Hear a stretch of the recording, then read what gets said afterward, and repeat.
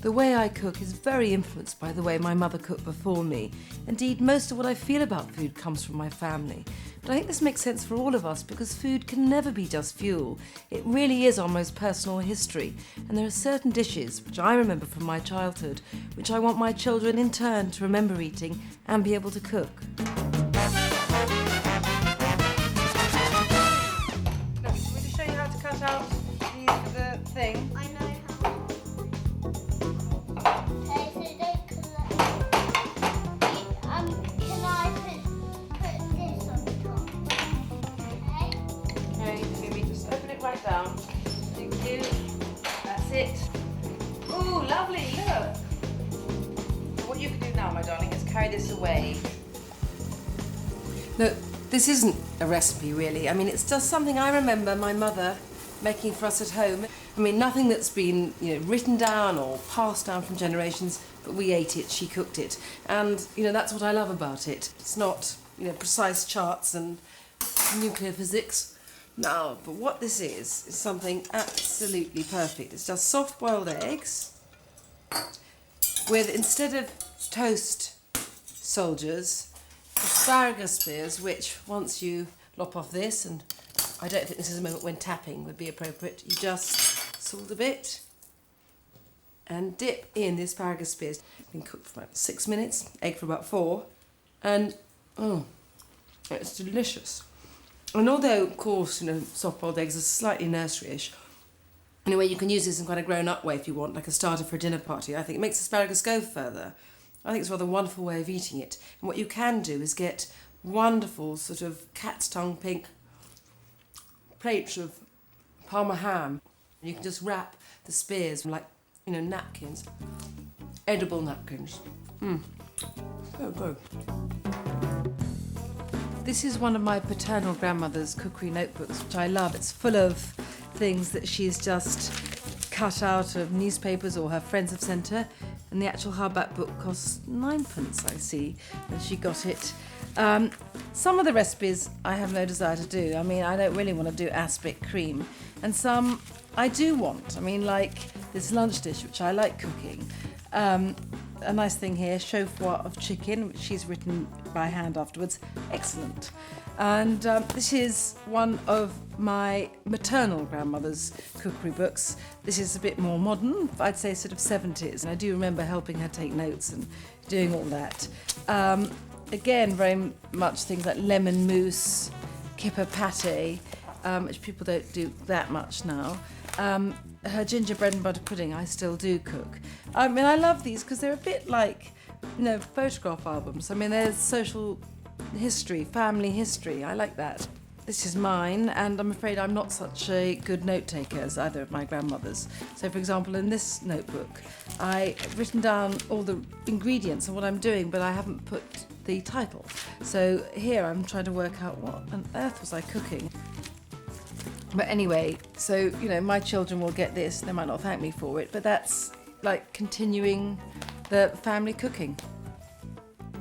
Sausages and lentils are something my mother often cooked for us at tea when we were children, and now I cook for my children. Actually, the way I do sausages and lentils is slightly different than the way my mother did, in the sense that I use these Italian sausages and puy lentils, or sometimes the ones from Italy, from Umbria. Lovely ones, wonderful sort of like blue-green slate colour. Let me just get some oil into this pan. So what I need to do first, just bruise a bit of garlic and get the skin off. Now, garlic is cooked at just the right amount when you begin to feel or smell the sort of aroma waft up. So now, sausages in. Look at these. All fat-pearled and plump. These ones are called Genovese. In other words, they come from Genoa. And what this means is they have basil and garlic, and they are heady with both. Put onion on for the lentils. And some salt, which will stop it from browning, because these have to stay soft and somehow meld with the lentils. Very old wooden spoon. I think actually it was my sister Thomasina's. I actually have some here, I think that were, this was my mother's. And I dare say if I dug around for long enough, I could find one of my grandmother's. And I'm going to do a bit of turning over. Ah, lovely. So they're browned on all sides, and what I want is to have a kind of lovely, rich, sticky gravy to eat with this, which is very, very easy to arrange. Just a question of pouring in some wine. Rather wonderful alcoholic facial I'm getting here. And then diluting it a bit with some water. You could use sherry and water too, I wouldn't worry about it. So lid on, heat down. Lentils. Can you see how beautiful those pebbly lentils, sort of oil slicked bits of translucent onion all through. Right, so now just give the lentils the same treatment as the sausages. In other words, cover with water generously. The lentils will absorb the water as they cook.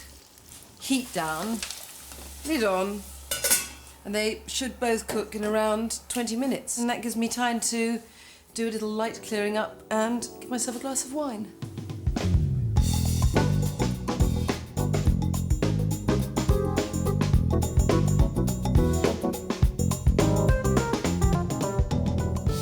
Okay, we should be about ready to lift off.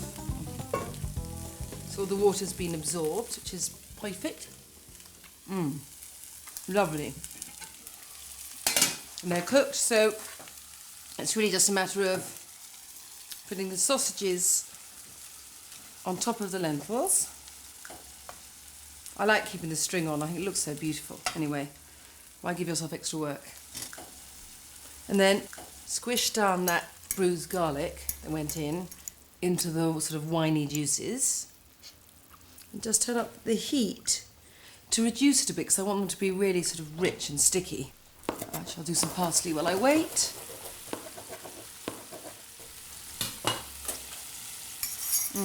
Perfect. That looks about it. So just pour, look, those lovely juices over. Fling over the parsley. And that's it. I mean, it's not fancy cooking, certainly, but just proper home food. Just as I really value the cookbooks that I've got from my grandmothers, so I really love other people's family compilations. There are a couple here which I particularly love. Stephanie Alexander's recipes my mother gave me, and Mimi Sheraton's From My Mother's Kitchen. I mean, the point about these sorts of books is they tell stories, not just give recipes. And the recipes they do give are, for me, the most important ones. That's to say, home cooking, the antithesis of restaurant food. I mean, here's a recipe for French toast, and I love this because just because food isn't fashionable anymore doesn't mean we don't want to eat it. And we all want to remember our family favourites. I had completely forgotten about Liptauer until quite recently. I don't know why I remembered it, but I did, and then I had to try and evoke it from taste memory and help of a few books. Now, what it is really a kind of upmarket sandwich bread that was sort of very fashionable when I was a child and before, really. It comes from Middle Europe somewhere and is incredibly good and very easy. No cooking at all. So that was some curd cheese, now some cream cheese.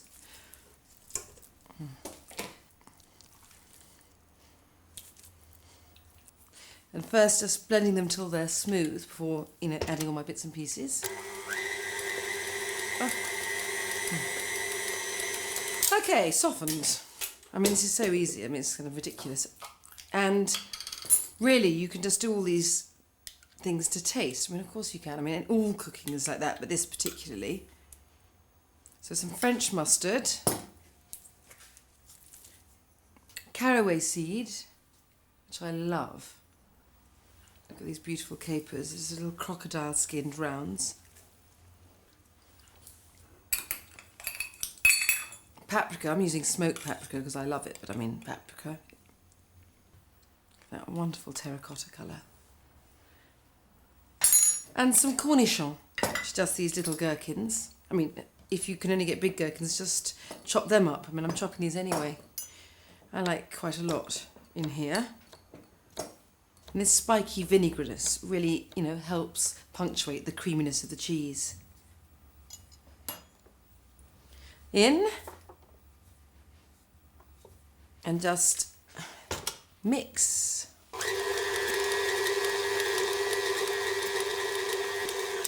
That's it. Bit of a scrape down. And then this is a Tupperware which I've lined with cling film, because the point is, although you can just put this in a bowl and just, dollop it out on a bit of toast or bagel, the real retro experience has to produce it in a kind of moulded hump. So that's what I'm doing in my own way. So just smooth the top, fold back these overhanging bits of cling film, and then weigh it down with this tin. Once this has been in the fridge for a couple of hours, it will have chilled and set and you can mould it easily. Can I just tell you something? Until you have eaten Liptauer on split, unbuttered poppy seed bagels or toasted black bread, you haven't lived. When I was a child, whitebait was the restaurant starter. You so rarely see it now that I feel I have to explain to some of you anyway what whitebait even is. And what it is this little fish. It really refers more to the size than to the genus, but it's sort of most commonly sprats or herring. The original small fry, in fact. And it's incredibly easy to cook them. You just dust in flour and then deep fry, whatever means you want. Get some ordinary pepper, I think. These were my sister Thomasina's favourite food. She always ordered them when we went to restaurants. So it's kind of in memory of her that I cooked them. And then you just really chuck them in a deep fat fryer. You don't have to use something like this. I mean, you can just use a wide saucepan or deep frying pan. The other thing that's really traditional to eat with whitebait is brown bread and butter. And ideally, the lemon wedges should be kind of cloaked in muslin and tied like little bonbons. These should be about ready now to come out. Let me see if I rustle them. Oh, wonderful papery noise. And just tumble them out onto the kitchen towel. Not that anyone would have been bothered then about excess oil. On a plate. And now this is the most important accompaniment. Some parsley for deep frying. You should use a splatter guard for this, but I'm not going to. I'm just going to stand back instead. It's the water in the parsley. That helps. There we are. Deep fried parsley is wonderful. It's not that unlike that thing of, seaweed in Chinese restaurants, which is just deep fried shredded cabbage. So, sprinkle it on the whitebait. Some lemon, and eat. Hear that crunch?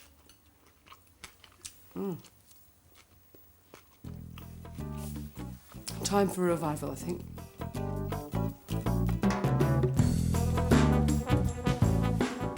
There are a few things I like to keep in the larder. Not that I use them a lot, but really more for sentimental than culinary reasons. This. Camp coffee, remember that? I have a real fondness for the memory of it. My mother used to make something called milk and a dash, which was warm milk with a few drops of this in. I mean, I think this probably is left over from a long time ago. I don't remember buying it recently. And crystallised violets, which my mother and my grandmother particularly used to like. Look at that, wonderful. Not an everyday ingredient, admittedly. Now this, I do like to use quite a bit, ginger jam.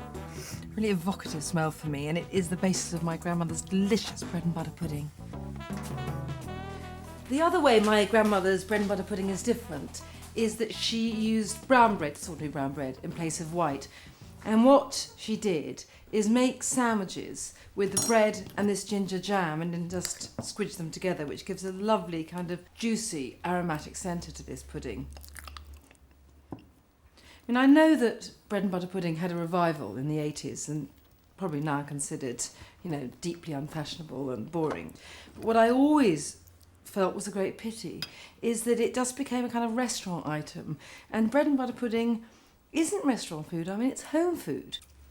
Nearly through, I reckon 10 pieces of bread, so 5 sandwiches altogether, although I'm going to cut them, is about right for my pudding basin. Okay. This is easy. Well, it's all easy. I mean, it's that sort of cooking. Just cut these sandwiches into triangles. And then just, as pudding basin's been greased with butter, just put these sandwiches in. What I do is what she did. So the first one goes in with a triangle like this, and then the next one with a triangle down this way. And what this does is that you get nice pointy bits peeking out from the custard at the end, and they get lovely browned and crispy and crunchy. Then, again, just because this is what she did, I just put one along each side. Now these are sultanas, and what I've done is I just soak these in rum, and I find the easiest way to do this quickly so they become really plump and sort of aromatically filled with the liquor is just putting them in the microwave for a minute and just leave them to cool. Now the custard, because all bread and butter pudding is sort of bread, butter, and baked in a custard, soft set one. This is very soft set because I like to use mostly yolks, I don't like too much white. So I have 4 yolks and 1 whole egg. Just, you do need some white to set, but if you use too much white I find it makes it too sort of firm a custard, and I want it to be really sort of voluptuously tender. Okay, sugar. This is a lot to do with taste. I think 3 of these spoons is plenty. After all, the fruit is quite sweet and the ginger jam is sweet. It's got a heat, but it's also got sweetness. A bit of gentle whisking. And then some cream. I have to say my grandmother, who had more austere tastes and lived in a more austere age, just used milk, but I like to use about 500 mils double cream and 200 of full fat milk. Just stir and then pour this gorgeous yellow cream over the bread and let it soak for about 10 minutes, because really you want it to soak in a bit before you bake it. And then all you need to do then is just dab butter over the little pointy bits that stick out, and then sprinkle over some demerara sugar in a good crunch and some ground ginger for just aroma, and then put it in the oven.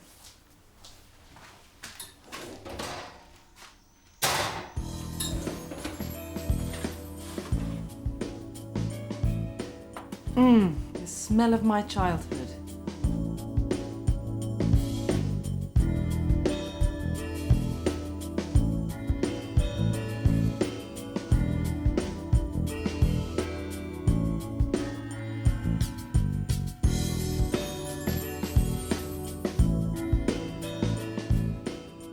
When my paternal grandmother died, I got given her cookery notebooks, though I should say that I have no recollection of my grandmother cooking from them, or indeed cooking.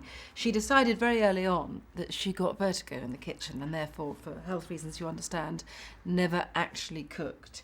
I do cook from them actually, though, and this is a lunch dish, that's what it's called, that I do quite a lot, and it's really a free-form pie filled with mincemeat, and like all pies you have to start with the pastry.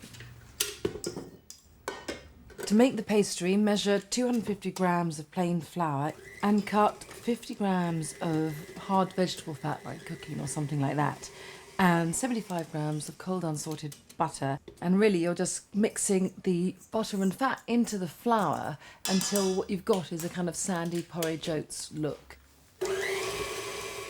So when you've got this look, you pour in chilled water very, very slowly until you have something which is about to cohere. That's to say, you don't want a clump of dough, you want something that looks like it's shortly going to be a clump of dough.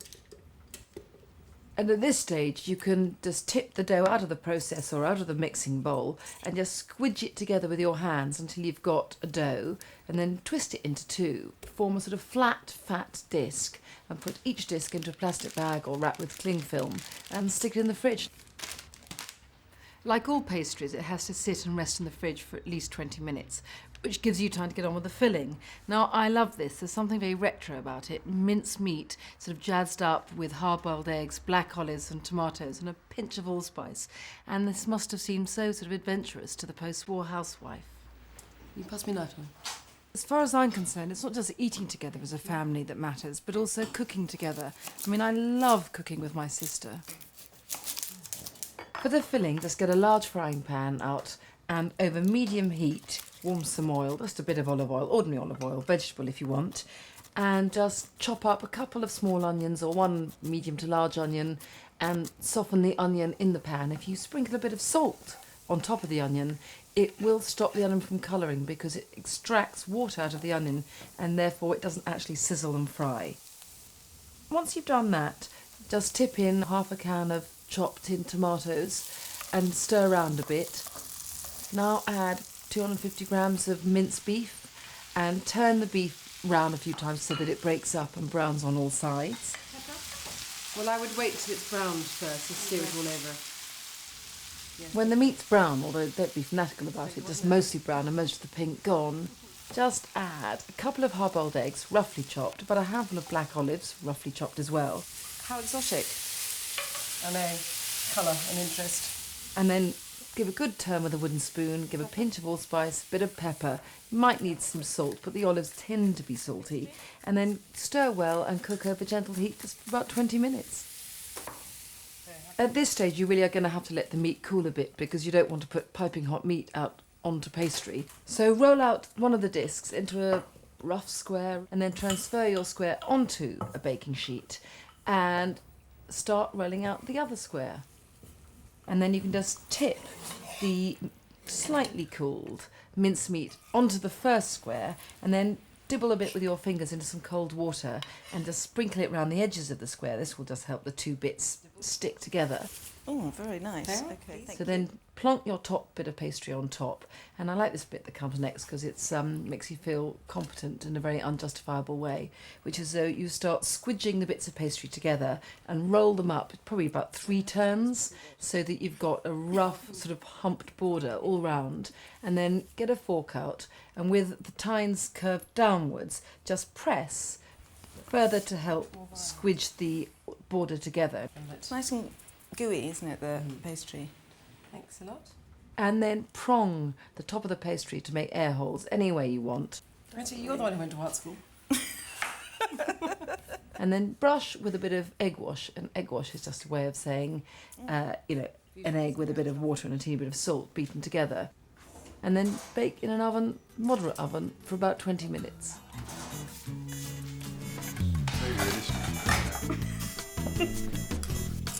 You are clever. You do like utensils. Do you know, I think that's a very good idea. That's excellent, but not quite yet. I have to put it. Pastry is lovely. Oi, get your hands off that bit. Oh, that's fabulous. Is it eggs that give it that eggy colour? Yes, it is. Amazing.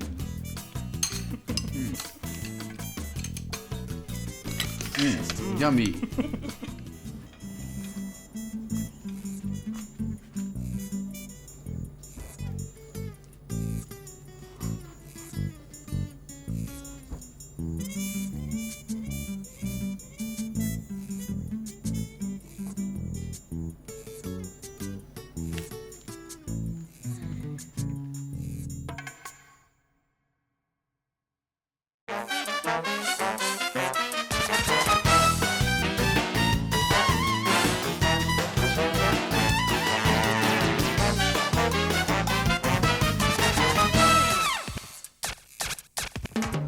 In my heart there is a place, and a very fond one, for a bit of kitsch in the kitchen. I'm not interested in pleasing food snobs or in eating just one sort of food. I'm after indulgence, and sometimes only calorie-infused trash will do.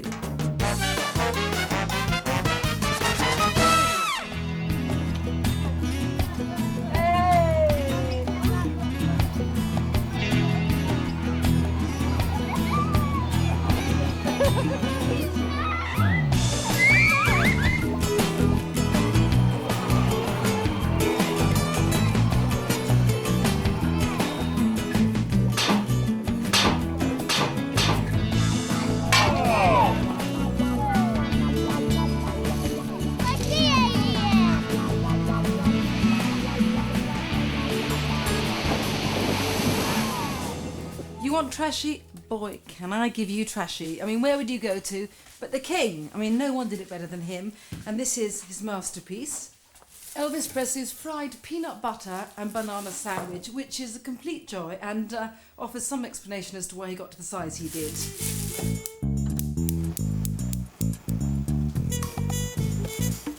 toast in. Nice fat wedges of white plastic bread, please. So, the deal is this. Mash a banana.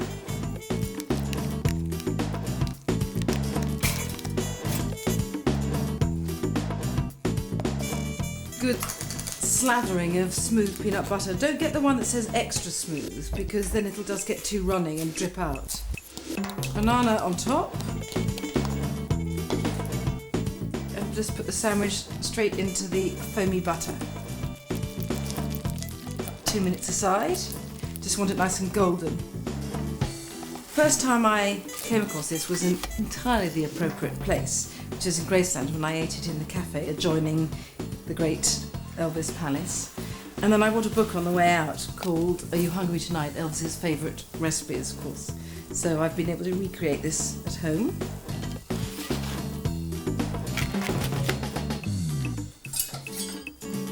Now, I think this really demands to be cut on the diagonal. Now, in the book, this is placed on a doily and speared with some very good cocktail sticks, and I'm not going that far, so frankly, all I recommend is you just take the weight off your slingbacks, relax and eat it.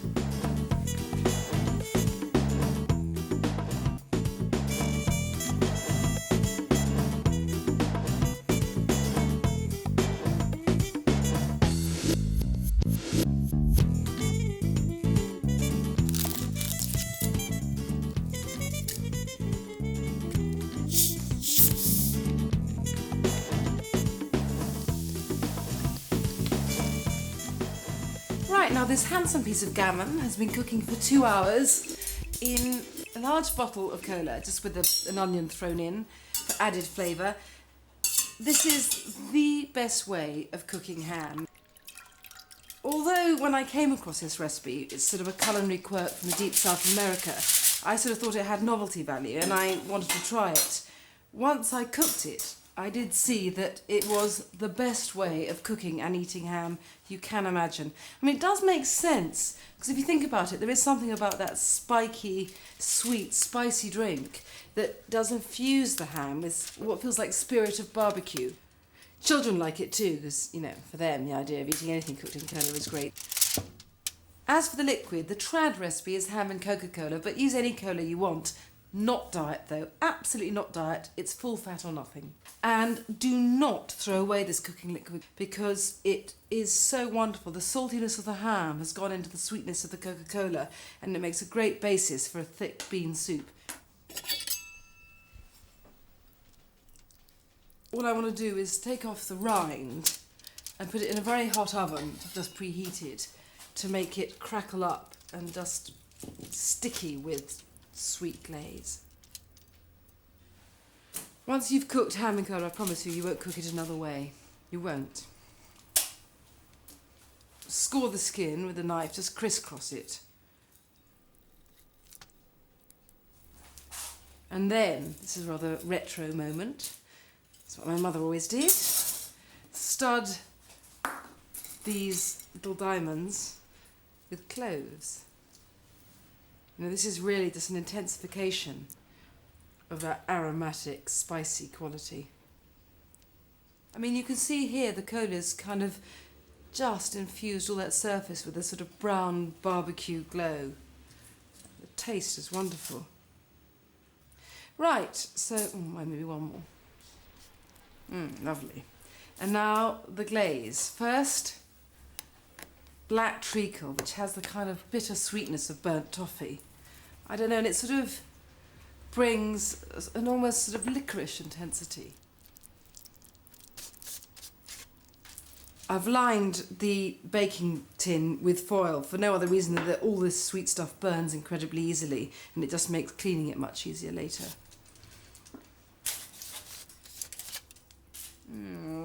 Bit of degunging needed. And now, because I want heat as well as sweetness, some English mustard. Very important here, look at that. Ugh.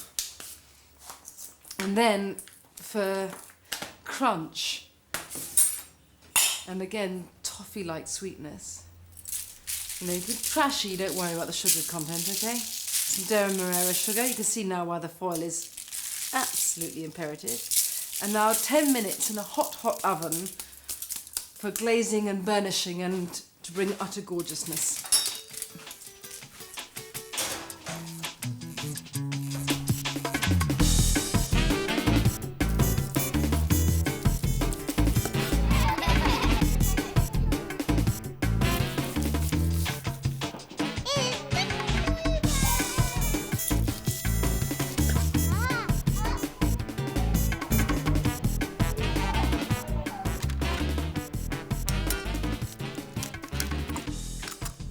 If you're not going to eat this ham just carved thickly and wedged between slices of white bread, you've got to have it with this sweet corn pudding. And by pudding, I mean really like a sweet corn souffle, only without aerating the egg whites. It's incredibly easy to make. 5 eggs, little light whisking.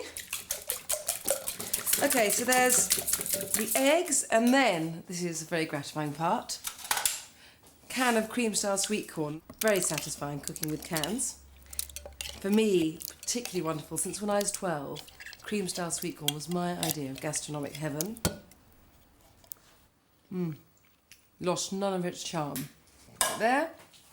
Large can of just ordinary non-cream-style sweet corn. It's drained. Hang on, just give it a bit of a stir.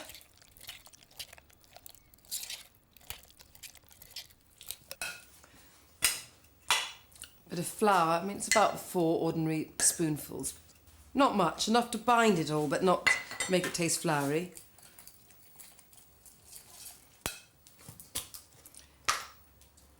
Baking powder. Salt. Don't need too much because canned stuff tends to be fairly salty. Cream. And then same quantity of milk. I've got some stashed under here somewhere.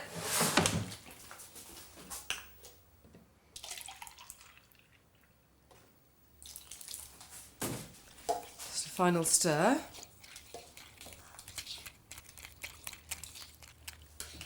So I've buttered this, and it just goes into a moderate oven for about, I don't know, 45 minutes an hour. It's difficult to say because ovens vary such a lot. I mean, that's all there is to it.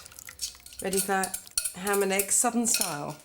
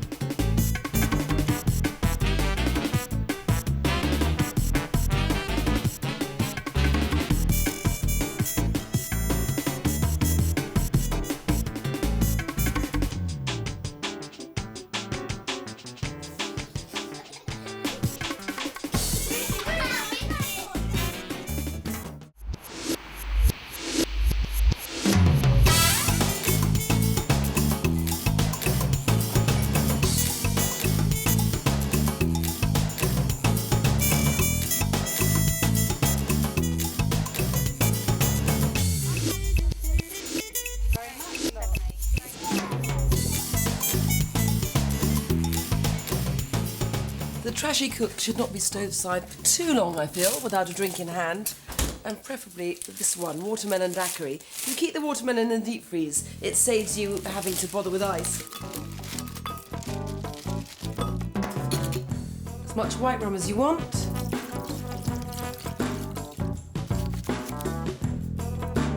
Juice of a lime.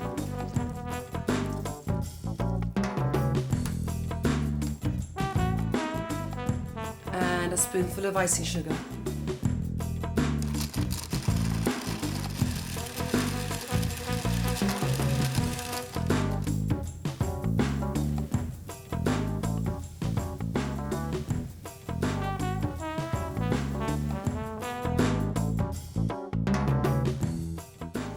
Let's be honest, there are a few things in life that can't be improved by a little deep frying.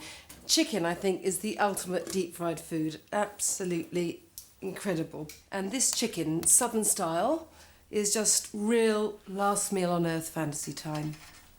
The only thing is, for it to reach perfection, which is very important, especially with trashy food, it really has to be balanced. In other words, you need to have a tender within and crisp skin on the outside. So what I do is I poach the chicken pieces in milk first, and this makes them so succulent. Anyways, that's full fat milk and salt. Sorry if I'm disgusting, I'm just going to dry it with a bit of kitchen towel. All these chicken portions here have bones. It's thigh and drumstick. It doesn't absolutely matter, but I just think it tastes best by the bone. Another reason why this fried chicken is so crunchy on the outside is that I kind of double dunk it in flour. So, in other words, I dip in flour, in the eggs, and then flour again. Right, and now I find it easier to flour things in plastic bags rather than plates. Not an elegant approach, but it works.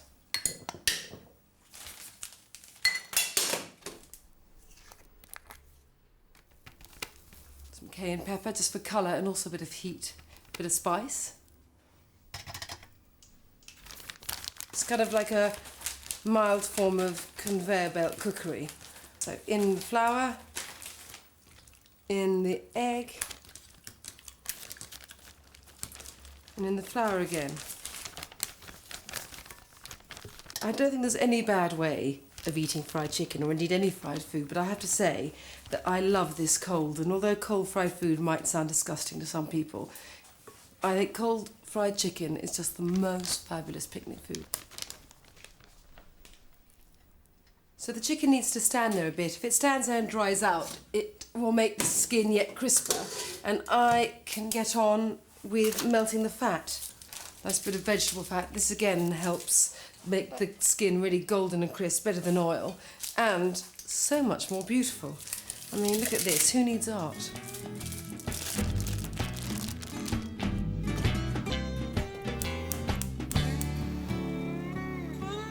Now, I know this looks like there's a lot of fat, and indeed there is a lot of fat, but you've got to remember, and this is not just an excuse, that when food is deep fried, it absorbs much less fat than when it's shallow fried. So in fact, this is just healthy eating.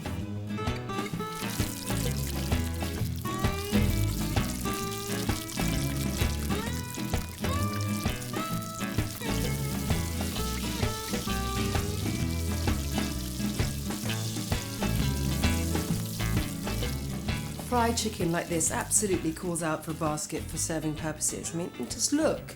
I mean, if you can resist this, you do not deserve to eat.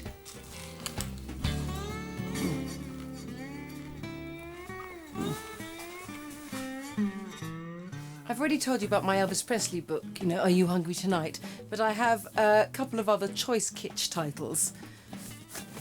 Can You Take the Heat? And this is the cookbook of the World Wrestling Federation. Two of my favourite recipes, tasty Trish kebabs.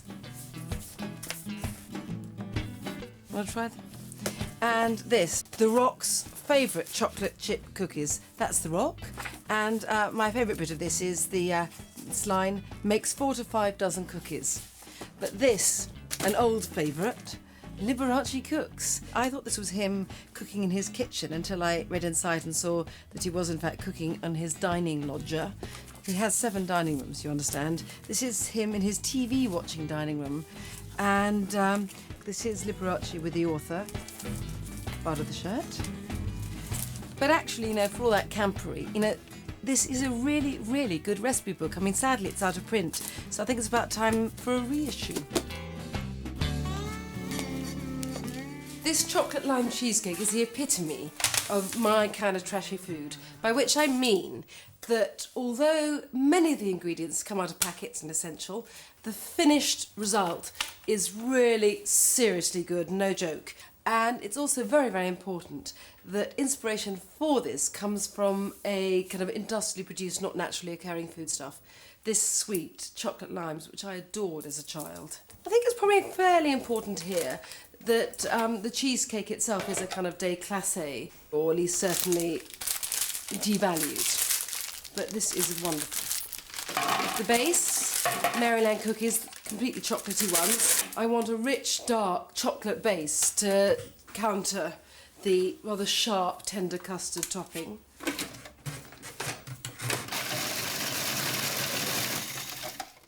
"75 grams of butter." So blitz again. I'm going to leave the base mixture here when I line the tin because I want to bake this cheesecake in a water bath, and that's what will make it so light. And please don't get sort of put off by that. All I mean is you put the tin in this, water in it, and it's very, very simple. You have to line with foil to protect it.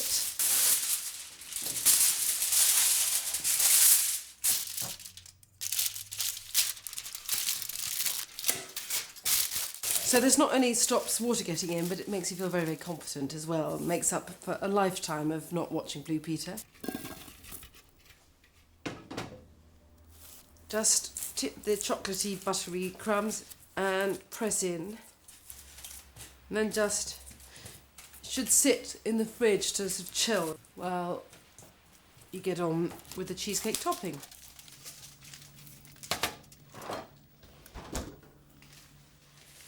So anyway, so the base will just firm up in the fridge a bit, and the topping is incredibly easy. Can't be bothered to wash up, so I'm just going to put another bowl on. The processor is a fabulous machine for making cheesecake, because although you want everything really blended till it's smooth, what you don't want is to incorporate air. If you get air beaten into cheesecake, what happens is it rises while baking, and then as it falls afterwards, it cracks. I mean, it's not the end of the world, but you need 750 grams of cream cheese, and they come in 200 gram packets, so it's more or less 4. 200 grams of caster sugar. 4 eggs and 2 egg yolks. There are a lot of eggs, but that's because I want this really sour, and that means a lot of lime juice, which means a lot of liquid, so you need more eggs to help it set. So trust me.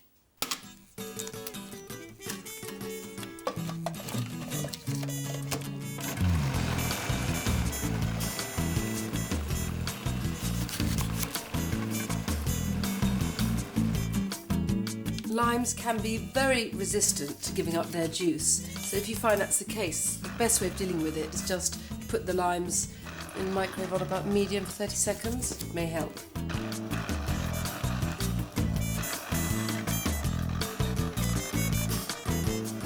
There really is quite a bit of juice here, and this is what makes this so wonderfully creamy bit of Cerbic.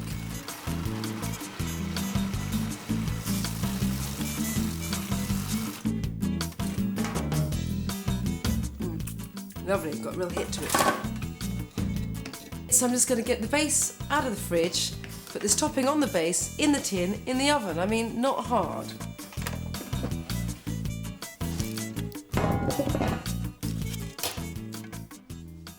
Now, do not panic. The cheesecake mix really is meant to be this liquid. Perfect. It's this kind of liquid quality which makes it so kind of voluptuously tender-bellied when baked. Just pour in some water from a recently boiled kettle, about halfway up. I wouldn't overdo it because you don't want to splash water inside the actual tin holding the cheesecake. Now just take it over to the oven very delicately because I don't want to spill anything. It's very good. Very good. I'm not quite sure. Am I wearing enough makeup? No, I'll get rid of it.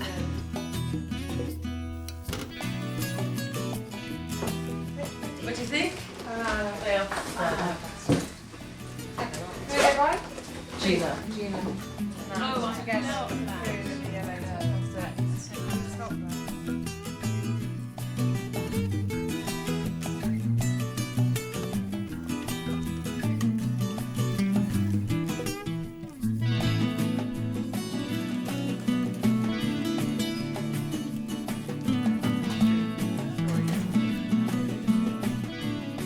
We've all heard of deep-fried Mars bars, but I've discovered something so much better.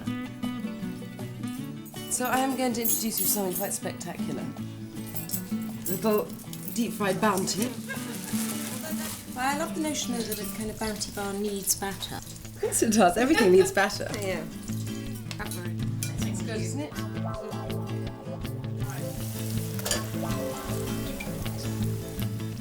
But that's just a regular batter. Well, No adornments. well, it's got fizzy water just because I think that makes it lighter than self-raising flour, but I feel it's a battle against heaviness. Can I tempt anyone to one of these? I don't really like bounties. I know, but I feel So this let will me, make a difference. And I've had I think it might make a difference. Actually, I think I need a bit of pineapple to go with it. yeah, that's absolutely, that's what It's essential.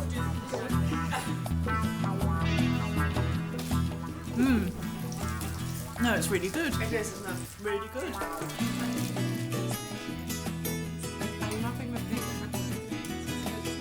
Very, very delicate art, deep frying. But the best bit is you get to rattle the chip basket. I rather like that idea, don't you? I think we've got a whole new thing here going. A whole new way, and a whole new approach to food.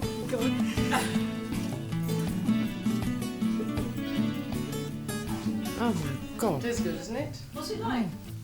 Well, kind of like Christmas and Easter and your birthday already rolled into one. Avocado, darling.